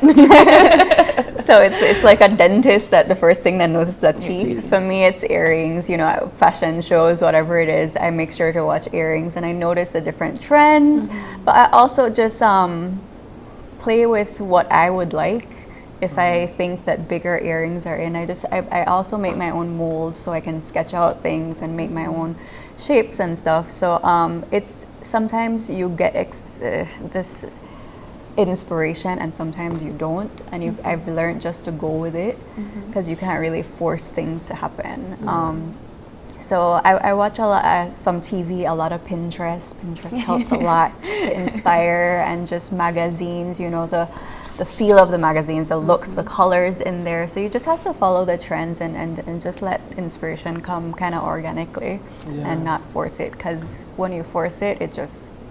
So will this be at the Belize Traveling Market? It will. Okay. We will. We have our Belize line launching for September. We're doing it really early. Nice. So we're gonna order have some. Now. I don't know that what yet. But I just ordered it for We're gonna have options. So we have studs and dangles. We're gonna also have some Belizean hardwood and resin mixed keychains for men and women.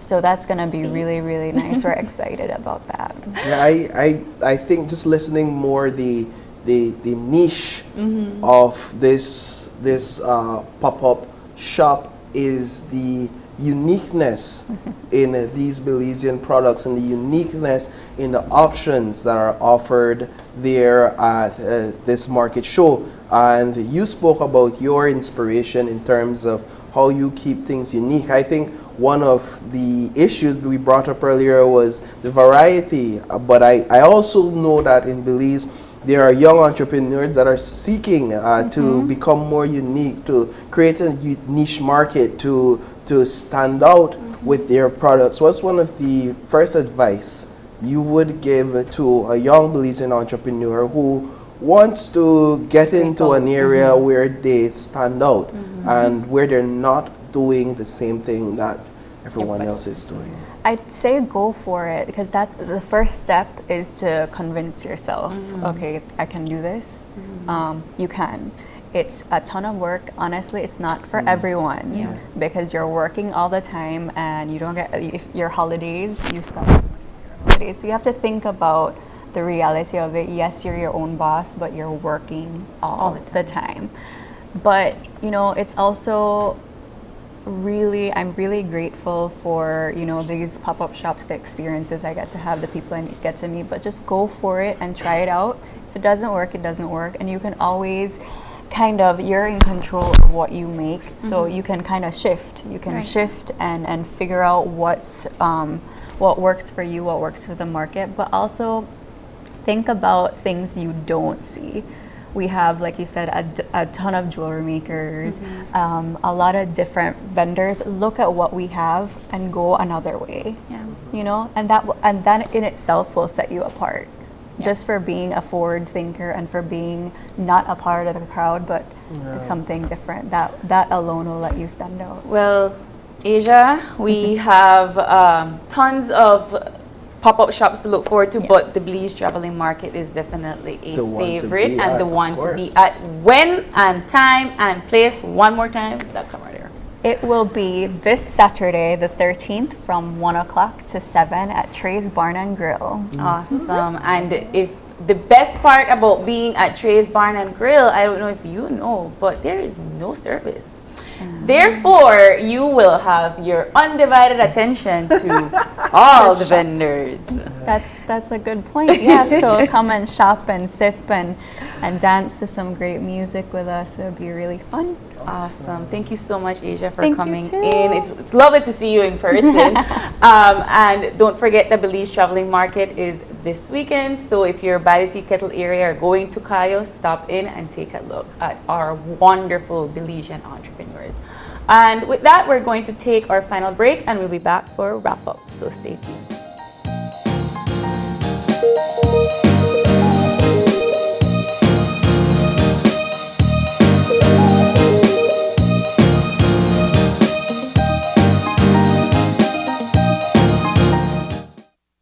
Hola usuario de eCash, la aplicación eCash está disponible en español. Cambiar el idioma de tu aplicación de eCash de inglés a español es rápido y sencillo. Déjame mostrarte cómo se hace. Primero, abre tu aplicación eCash. Introduce tu PIN. Toca el icono More en la parte inferior de tu pantalla. Selecciona Security. Selecciona Language. Y luego selecciona Spanish. Vuelve a introducir tu PIN y ya está. Tu aplicación de eCash está ahora en español y puedes seguir disfrutando de tu cartera digital eCash. La aplicación eCash de Belize Bank te hace la vida más fácil.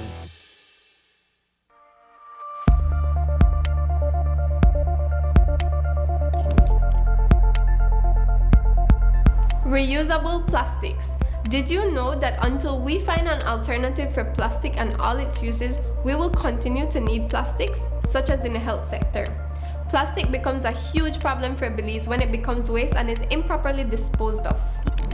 When it is thrown on the side of the road and in our rivers and seas, it's eaten by animals and in turn by people, and it becomes an environmental and health issue. It costs us money for disposal, filling up dumps and landfills, and paying for associated healthcare. So what can you do? Choose to refuse single-use plastics is step 1. Step 2, instead, use the plastics that were meant to be reused, like coffee cups, water bottles, and food containers. We're not talking about buying a $1 bottle of water. I mean, you can, but how long will that last you? Reusable plastics keep plastics out of the environment for a much longer time and are even better than other forms of plastics, like biodegradable or even compostable or bio-based plastics. By reusing, you are also saving money since you aren't rebuying the same thing over again. Think about it. How many bottles of water do you buy every week? How much does that cost compared to the cost of a reusable bottle? Imagine what you can do with the extra money. Click on the link below to see what you can do to help end the nightmare of single-use plastics. I'm Alison Castillo, and now you know.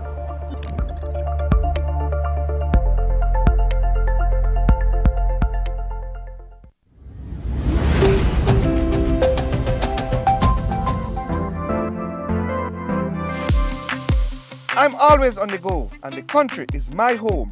So when I want to get away from it all, I immerse myself with my favorite movies, all from the new Smart Stream app. It's easy to use this service. Purchase your movies from the app and use your mobile data, Smart Stream data packages, or smart broadband to stream and enjoy. Be like me and stream on the go with Smart Stream.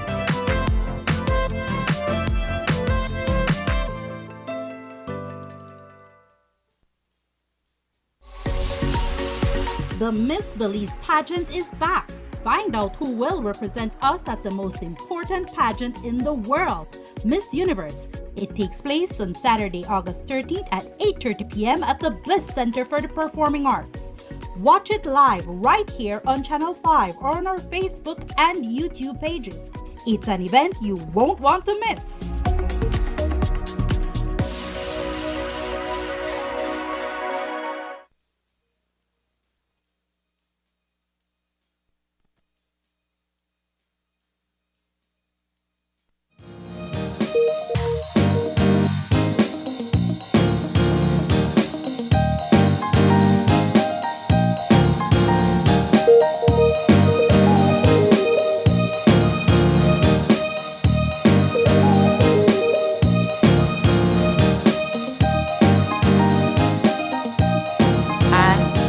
Back to wrap things up our lovely Tuesday morning. Bunch of interesting conversations. April, we began with, of course, with the Women's Commission talking about the gender policy, CARICOM's gender policy and Belize's national gender policy. We got some updates there in terms of the updated national gender policy, as well as the CARICOM's gender strategy that is currently being developed. A draft of that has been released, and then yesterday last week we saw consultations with Belize's stakeholders. The thing is that what we highlighted is that while all these policies are being developed and these policy documents, the truth is we need buy-in. Yeah. We need buy-in from all stakeholders in all sectors. If not, it just becomes a bunch of blah, blah, blah, blah, with no real action, with no real teeth. And one of the ways to do that, to be quite frank, is legislation and legislating some of these policies. But even past legislation, enforcement. It has to become a cultural norm. The people have to do the work. Right, because we talk about legislation, but then you think forward and you say, all right, we have certain legislations that are even being enforced in Belize. So we have an enforcement issue in Belize, but it boils down to what you truly care about, what truly matters to you. Because if certain issues within our gender policy matters to you, then there's no need for legislation, because it would become a no-brainer. We will all just become do the a part. practice. Yeah, So absolutely. that's my comment when it comes to that conversation. Well, I mean, I have several points, but I will leave that for when we are off the air. Yeah. Just because, these are conversations that I think, yes, we started here on set, but it comes off with you. Off camera. When we get off, open your eyes. Do you have the conversation about this policy? How does it affect you?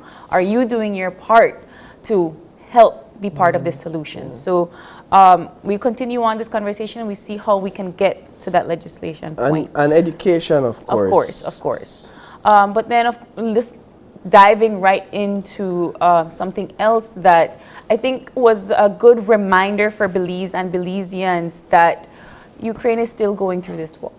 And we had the ambassador of Ukraine in Mexico to talk to us a little bit about what the updates have been. I know we watch international news, and I know it's one thing to see it on screen, and it's another thing to hear somebody sit and have the discussion about what's happening in their home. And you and I, we come here, we talk about the impacts of inflation, we talk about the economy, we talk about gas prices increasing, and how everybody is going through something around the world. But we fail to remember that there is one particular country that is at war. Yeah. And Belize has been fortunate to not have something like that happen to them. But listening to Ambassador Dramaretska and just hearing her plea for more support, it was heartbreaking. I couldn't continue that conversation because we don't know how good we have it sometimes in this country, and to hear it from somebody else, the pain and the tragedy of war in another, it kind of brings you back home, and it brings you full circle to appreciate the things that we have here. What are some of the salient points we gathered from that conversation? There's an economic crisis. Yes. Well, we're talking about the war in general, but there's an economic crisis where they anticipate, or they're forecasting, a 31% inflation rate. We in Belize, the highest we've been over the last year or so, I think it's somewhere around 5% inflation rate. So 31% inflation rate, meaning the price of goods for Ukrainians that are already struggling economically is going to skyrocket, and it's already at an all-time high. We're talking about 12 million Ukrainians displaced, and when we mean displaced, it's in all the sense, but one of the main areas is without homes, without a proper shelter, without proper access to water and food. 12 million Ukrainians. We're talking about an export crisis leading back to the economic issue, where there's certain blockage when it comes to export. We're talking about a health crisis in Ukraine among Ukrainians as well. And we say, oh, that's far from Belize. Well, first of all, we're an international community, and Belize has shown support for Ukraine in this matter. But let's not for 1 second forget that we have our own border disputes here in Belize with Guatemala. And God forbid, but it could be our reality. And we could be the ones on television saying, hey, inflation this, export, import this, health crisis this, economic issue this. Ukraine needs, in the short term, $17 billion, according to the ambassador, for some sort of rebuilding strategy. Belize could easily find themselves in this situation. Thank God for peaceful relations with our neighbor Guatemala. And you know, just I want to end the conversation with a reminder to our viewers that it is still happening. It hasn't stopped. It hasn't gone anywhere. It is still happening. And we do our best to support our diplomatic partners as best as we could. And we don't forget, you know, World War II wasn't that long ago. And some countries are still trying to come out of the economic imbalance of that particular war. Wars are expensive. They cause a dramatic economic instability, and some countries never recover. Our neighbors in Central America have still not recovered from Cold Wars. So we don't forget these kinds of things. Whenever you are talking about inflation, don't forget that what is happening in Ukraine. When you are talking about fuel prices, don't forget what's happening in Ukraine. And I was very appreciative of the ambassador when she said that we are in direct communication with the government of Ukraine to see how we can help them out. April, on a lighter note, we ended today's talk with the Belize Travel Market. That event is happening at Trey's Barn and Grill in Tikettle Village on Saturday. So you all are invited to go and join that. Of course, there are going to be over 20 vendors and food and anything you could buy. Go and support your Belizean entrepreneurs. And with that, we got to go. But before we go, we got to remind you about Summer Fest 2022, and I believe we have a flashback to show for all of you, so check this out.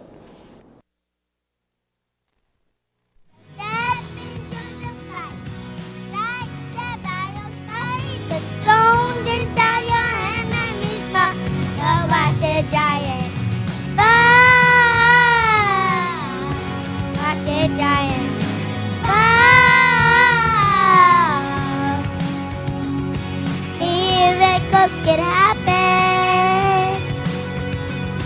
Anything is possible.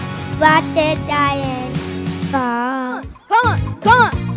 All right. From this valley, they say you are leaving. Oh yes, we shall miss her bright eyes and sweet smile.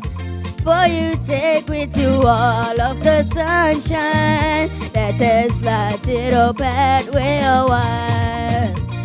Come sit by my side if you love me. Not hasten to bid me adieu. But remember the Red River Valley and the cowboys and love is so true. Rock Makajasa, rock river, rock Makajasa, rock river, yellow rock Makajasa, rock river, rock Makajasa, rock river. Far beyond no reason in your mind, there's a world mysterious there for you to find. All these questions that we always have, all we are is curious, nothing wrong with that. So go around every corner, search every part of the sky, 'cause a life that's full of wonder is a wonderful life. You're always there for me when I need you the most. I'm gonna love you till my lungs give out. I promise till death we part, like in our vows. So I wrote this song for you, Now everybody knows that it's just you and me until we're getting old. Say you won't let go. Say you won't let go.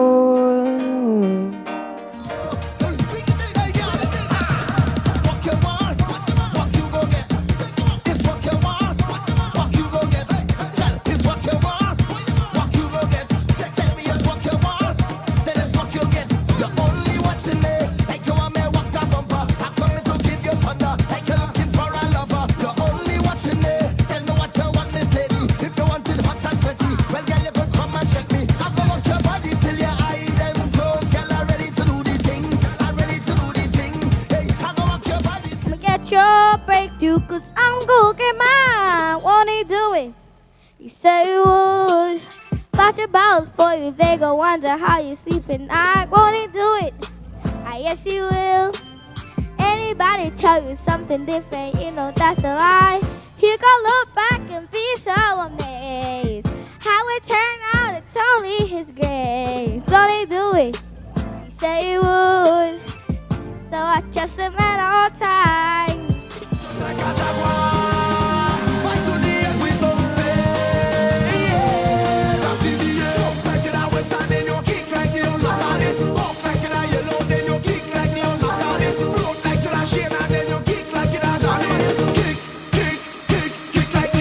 Belize, you got it inside of you.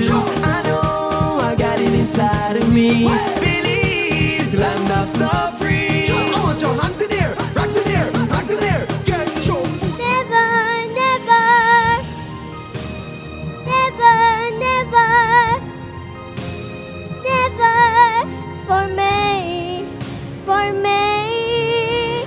Never enough, never, never, never enough, never, never, never enough for me, for me, for me.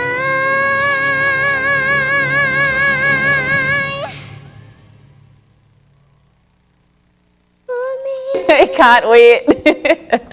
Oh, I love Summerfest. We have a lot of talent. We have a lot of talent. Yes, we do. Wow.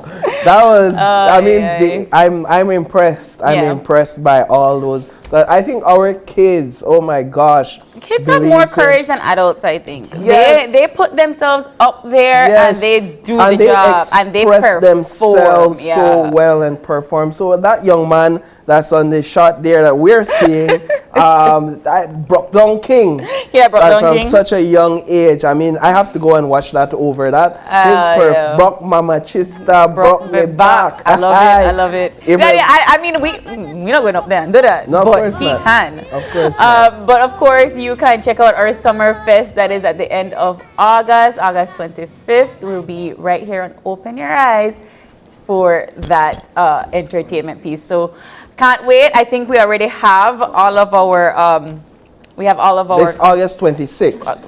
August 26th. Yeah. Apologies. So the last Friday of the month in August. But we got to go. And we got to wrap up our show for this morning. Thank you. Thank you to all our guests. Thank you to all of you viewers at home. Without you, we wouldn't be here. So thank you so much for always staying tuned.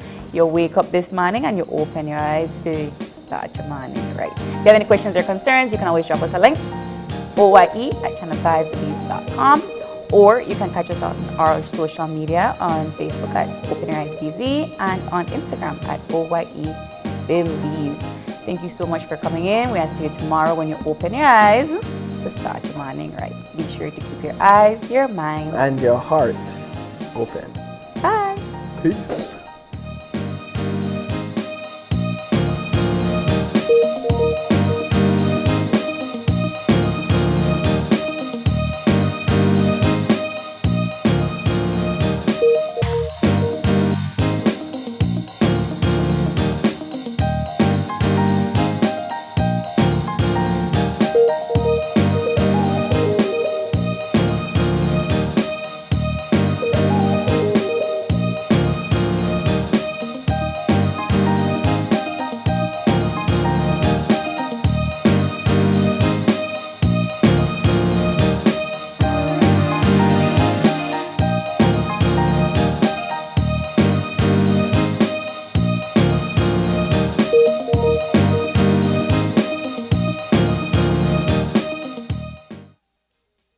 Open Your Eyes was brought to you by the Belize Bank.